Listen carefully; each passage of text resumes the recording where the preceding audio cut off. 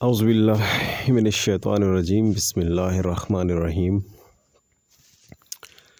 آج ہم دنیا کے پہلے فلسفی کے بارے میں اسٹڈی کریں گے اور ایک انتہائی دلچسپ واقعہ جو میں آپ کو سنانے جا رہا ہوں۔ سقراط دنیا کا پہلا فلسفی سقراط نے جو دنیا کا پہلا فلسفی شمار کیا جاتا ہے، کوئی کتاب نہیں لکھی کیونکہ وہ لکھنا نہیں جانتا تھا۔ سقراط انتہائی کم صورت تھا۔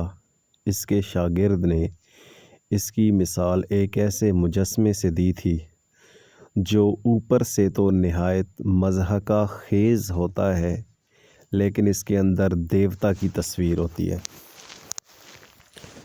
سقراط کی ماں دایا تھی جبکہ باپ مجسمہ ساز تھا۔ سقراط کبھی پیسہ کمانے کے بارے میں سنجیدہ نہ تھا کیونکہ اس کی بیوی ہر وقت لڑتی رہتی تھی۔ سقراط نے اس کا کبھی برا نہیں مانا۔ سقراط کا ایک خوشحال خاندان سے تعلق رکھنے والا شاگرد کیٹو لکھتا ہے کہ ایک روز میں سقراط کے گھر گیا تو دیکھا کہ سقراط مکان کی دہلیز پر بیٹھا تھا۔ اس کی بیوی اس کو برا بھلا کہہ رہی تھی۔ سقراط کے ہونٹوں پر مسکراہٹ تھی۔ جب اس کی بیوی نے دیکھا کہ سقراط آگے سے کوئی جواب نہیں دیتا تو وہ غصہ سے مکان کے اندر گئی اور پانی بھرا ہوا تسلا لا کر سارا پانی سقراط پر انڈیل دیا۔ سقراط نے ہنس کر مجھ سے کہا، کیٹو، مجھے معلوم تھا بادل گرج رہے ہیں، بارش ہوگی۔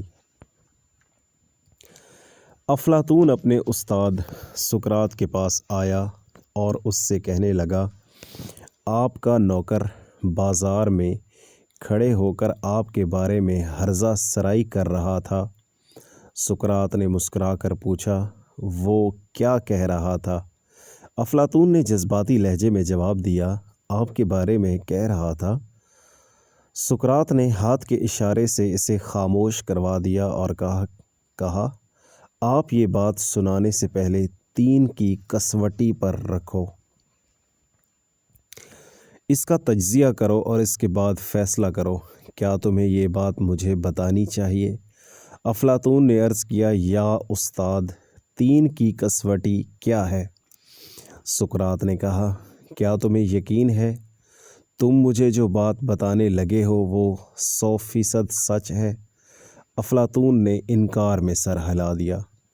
سقراط نے ہنس کر کہا، پھر یہ بات بتانے کا تمہیں اور مجھے کیا فائدہ ہوگا؟ افلاطون خاموشی کے ساتھ سقراط کا چہرہ دیکھنے لگا۔ سقراط نے کہا، یہ پہلی کسوٹی تھی، ہم اب دوسری کسوٹی کی طرف آتے ہیں۔ مجھے تم جو بتانے لگے ہو، کیا یہ اچھی بات ہے؟ افلاطون نے انکار میں سر ہلا دیا۔ جی نہیں، یہ بری بات ہے۔ سقراط نے مسکرا کر کہا، کیا تم یہ سمجھتے ہو تمہیں اپنے استاد کو بری بات بتانی چاہیے؟ افلاطون نے انکار میں سر ہلا دیا۔ سقراط بولا، گویا یہ بات دوسری کسوٹی پر بھی پورا نہیں اترتی۔ افلاطون خاموش رہا۔ سقراط نے ذرا رک کر کہا، اور آخری کسوٹی یہ بتاؤ، وہ بات جو تم مجھے بتانے لگے ہو، یہ میرے لیے فائدہ مند ہے؟ افلاطون نے انکار میں سر ہلا دیا اور عرض کیا، یا استاد، یہ بات ہرگز آپ کے لیے فائدہ مند نہیں۔ سقراط نے ہنس کر کہا، اگر یہ بات میرے لیے فائدہ مند نہیں، پھر اس کے بتانے کی کیا ضرورت ہے؟ افلاطون پریشان ہو کر دائیں بائیں دیکھنے لگا۔ سقراط کی قوت برداشت کمال کی تھی۔ شہر میں وہ واحد شخص تھا جو ننگے پیر برف پر گھومتا رہتا تھا۔ سقراط نے نوجوانی میں میدان جنگ میں بہادری کا انعام حاصل کیا تھا۔ سقراط کا زیادہ وقت ایتھنز کے باغات اور معبدوں کے دادان میں اپنے شاگردوں سے باتیں کرتے گزرتا۔ آج سے 2500 سال پہلے کا عجیب و غریب فلسفی اپنی طرف سے کوئی فلسفہ بیان نہیں کرتا تھا، उसने अपने पीछे कोई किताब तो क्या 4 सफ़हों की कोई छोटा सा मज़मून भी नहीं छोड़ा। वो कुछ नहीं लिखता था, इसका अपना कोई फ़लसफ़ा नहीं था। वो लोगों को कुछ बताने की बजाय इनसे पूछता ज़्यादा था। इसके सवाल ही इसका फ़लसफ़ा था। सारी ज़िंदगी एक चादर में गुजारी। किसी ने इससे कहा कि डेल्फी के मोबद में एक आवाज़ सुनी गई है कि सुकरात एथेंस का सबसे बड़ा दाना आदमी है। सुकरात ने हंसकर जवाब दिया, मैं इसलिए दाना हूँ कि मुझे अपनी ही बेइल्मी का एहसास है। एक सुबह जब सुकरात बाज़ार में आया तो उसने देखा कि इसके ख़िलाफ़ मंदरजा झील करारदाद जुर्म चस्पा की गई है। सुकरात ने जराइम का इर्तिकाब किया है। इसका पहला जुर्म ये है कि वो इन देवताओं की परस्तश नहीं करता जिनको ये शहर पूजता है। इसके बजाय वो अपनी तरफ से नए देवता ले आया है। दूसरा जुर्म इसका ये है कि वो नौजवानों को बिगाड़ता है, लिहाजा इसकी सज़ा मौत है। इस इल्ज़ाम आराई के पीछे सबसे बड़ा मुहर्रिक अनीटस नामी एक चमड़ा फरोश था।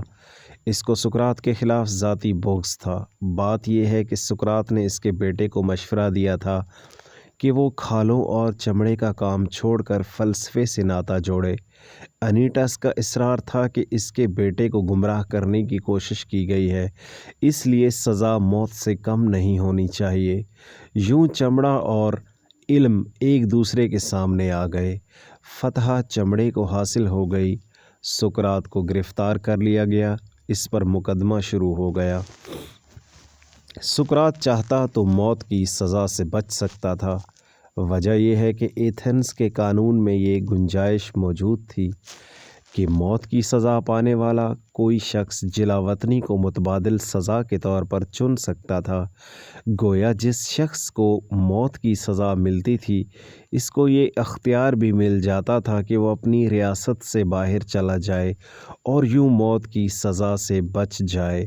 सुकरात ये इख्तियार कर सकता था, मगर वो इस तरह बच निकलने पर तैयार नहीं था। इसका वक्त आ चुका था और वो जाने के लिए तैयार था। जब सुकरात की ज़िंदगी का आखिरी दिन आया तो उसके कई शागिर्द इससे जेल मिलने के लिए आए। शागिर्द सुकरात के गिर्द जमा हैं। सुकरात ने इनमें से एक को अपने पास बुलाता है, इसके बालों को छूता है और साथ ही साथ ज़िंदगी, मौत और रूह की अब्दियत के बारे में अपने ख़यालात बयान करता है। वो कहता है कि मौत तो अब्दी नींद है, वो ख़ुद फरामोशी की मीठी अब्दी कैफ़ियत है जिसमें कोई एज़ार आसानी नहीं, कोई जुल्म और नाइंसाफ़ी नहीं, कोई मायूसी नहीं और ना ही दुख दर्द है। या फिर वो ऐसा दरवाज़ा है जिससे गुज़र कर हम ज़मीन से जन्नत में दाखिल हो जाते हैं। वो ऐसी ग़ुलाम गर्दिश है जो हमें सीधी खुदा के ईवान में ले जाती है। और दोस्तों, वहाँ किसी को इसके ख़यालात के बायस सलीब नहीं चढ़ाया जाता। लिहाजा हंसो और मेरे जाने पर अफसोस न करो। जब तुम मेरी कब्र में उतारोगे तो जान लेना कि तुम बस मेरे जिस्म को दफन कर रहे हो, मेरी रूह को नहीं। जब इसको मौत की सज़ा दी गई, इसके शागिर्द जेल की कोठरी में इससे मिलने आए।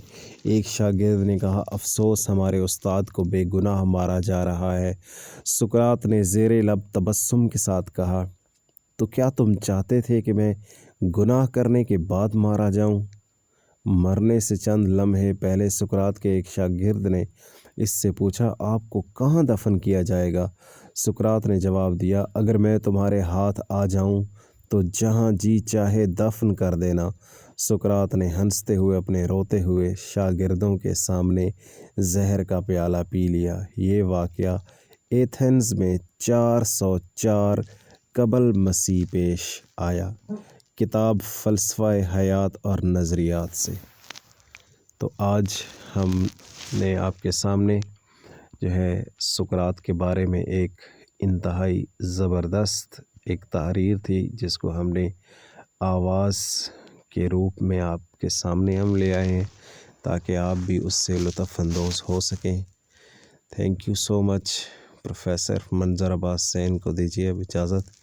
نیکسٹ ویڈیو کے ساتھ انشاءاللہ آپ کے سامنے حاضر ہوں گے. تب تک کے لیے اللہ حافظ.